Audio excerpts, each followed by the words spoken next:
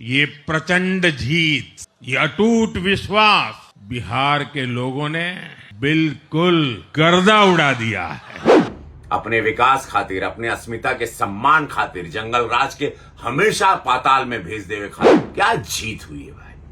चर्चा हो गई इसकी बम बम में एकदम हर हर महादेव महादेव का पूरा डमरू गड़ गड़ गड़ गड़ गड़ गड़ गड़ गड़ बजे लगल आज। किस तरीके से कांग्रेस के कार्यकर्ता आपस में ही भिड़ गए। जोर से कहिए सियावर रामचंद्र की जय श्री राम। नमः पार्वती पतये।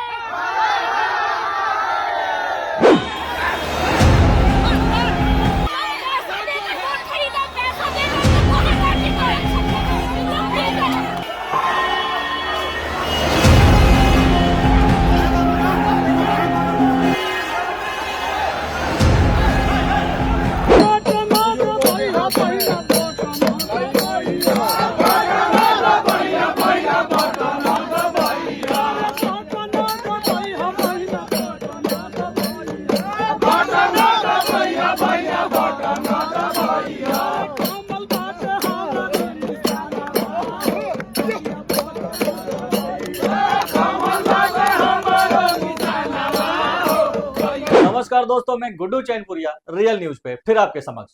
तो दोस्तों, कल बिहार का चुनाव का जो रिजल्ट आया है वो ऐतिहासिक रिजल्ट है।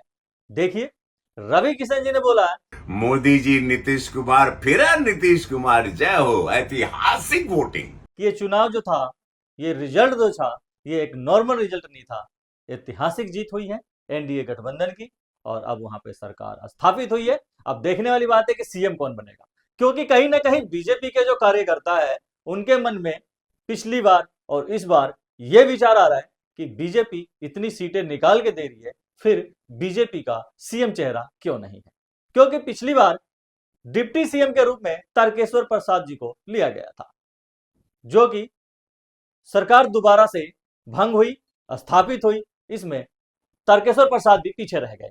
अब बात यह है कि विजय सिन्हा डिप्टी सीएम है और अभी एनडीए के 2 डिप्टी सीएम है वहां पे और सीएम नीतीश कुमार है। तो अब मुद्दा यह है कि क्या दोबारा से नीतीश कुमार को ही सीएम बनाया जाएगा या बीजेपी का कोई सीएम चेहरा होगा और नीतीश कुमार को कोई बड़ी जिम्मेवारी दी जाएगी। हो सकता है उपराष्ट्रपति का पद दिया जाए या हो सकता है केंद्र की कोई बड़ी मंत्रालय नीतीश कुमार को दी जाए।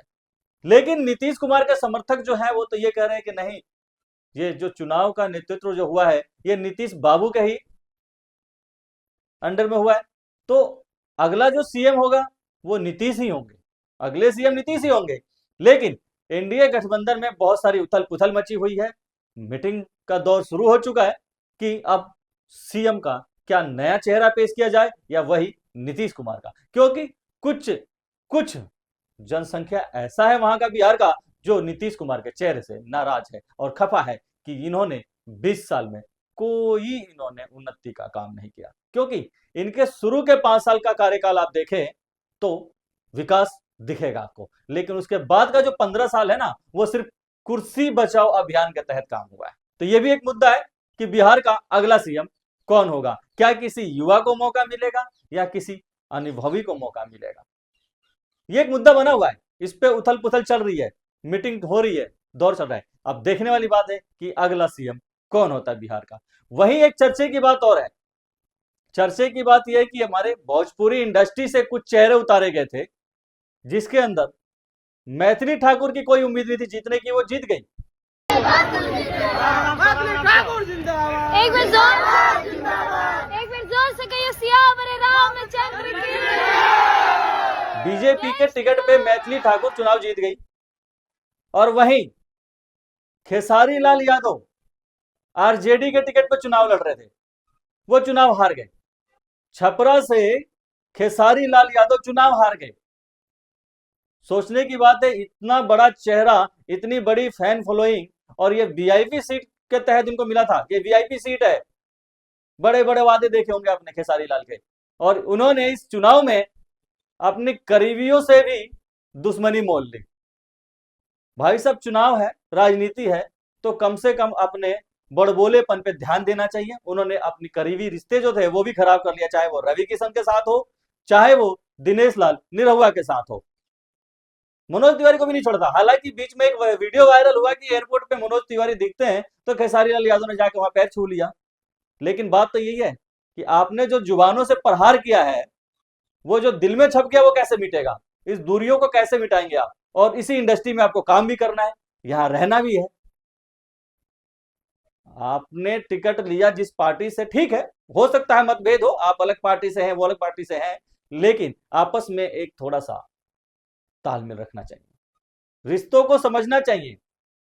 और यही नहीं, मुझे लगता है कि खेसारी लाल को चुनाव हारने में सबसे बड़ा जो मुद्दा है राम मंदिर का है, क्योंकि इन्होंने राम मंदिर पे अभद्र टिप्पणी करी थी। ये राम मंदिर के पीछे पड़ गए थे, इसलिए प्रभु श्री राम इनके पीछे पड़ गए, ऐसा कहना है नीलेश यादव निरहुआ का।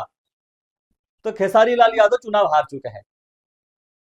और ऐसा चेहरा चुनाव जीता जिसको आप भी नहीं जानते। हाँ, खेसारी लाल यादव को तो हम लोग जानते हैं, इनकी फैन फॉलोइंग है, भोजपुरी इंडस्ट्री के स्टार हैं, ट्रेंडिंग स्टार कहे जाने वाले हैं। लेकिन एक वीना कुमारी जो है, उनको छपरा के अलावा बाहर का लोग कोई नहीं जानता, लेकिन वो चुनाव जीत गई। तो ये मुद्दा रहा बिहार के अंदर। और अभी ढोल नगाड़ों के साथ लोग सेलिब्रेट कर रहे हैं, आप देख रहे हैं स्क्रीन पे, और बहुत खुशी है एनडीए गठबंधन के अंदर। वहीं चिराग पासवान बधाई देने सीएम नीतीश कुमार के घर पहुंचे, रवि किशन जी ने बधाई दिया, और मोदी जी ने पूरे पूर्वांचलियों को, बिहारियों को संबोधित किया और बताया कि ये हमारी जीत नहीं, ये एनडीए की जीत है और पूरे बिहार की जीत है। ये प्रचंड जीत, ये अटूट विश्वास बिहार के लोगों ने बिल्कुल गर्दा उड़ा दिया है।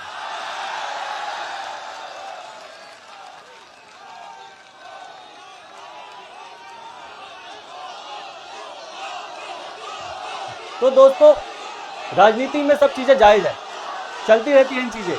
कम से कम आपसी मतभेद ना बनाएं, और वहीं सिवान जिले से बाहुबली शहाबुद्दीन, कौन नहीं जानता इनको, बाहुबली शहाबुद्दीन का लड़का रघुनाथपुर विधानसभा से चुनाव लड़ रहे थे, जो कि वो जीत गए। अब लोगों ने कहा था कि इनके आते ही दोबारा जंगल राज स्थापित होगा, तो फिर कैसे वोट पड़ा और वो कैसे जीत गए। तो ये सब चीजें देखने की है, और अब देखना यह है कि आगे सीएम चेहरा कौन सा है। सम्राट चौधरी के ऊपर तमाम आरोप लगे, ये सब हमने देखा है, काफी दिनों से चुनाव में ये सब चल ही रहा था। आज सम्राट चौधरी ढोल नगाड़े के साथ खुशियां मनाते हुए नजर आए। क्या दोबारा सम्राट चौधरी को डिप्टी सीएम घोषित करा जाएगा, विजय सिन्हा को डिप्टी सीएम घोषित करा जाएगा, तो फिर सीएम क्या नीतीश कुमार होंगे या कोई और होगा, या एनडीए गठबंधन से कोई होगा नीतीश कुमार के अलावा, और नीतीश कुमार को कोई अलग ही जिम्मेवारी मिलेगी।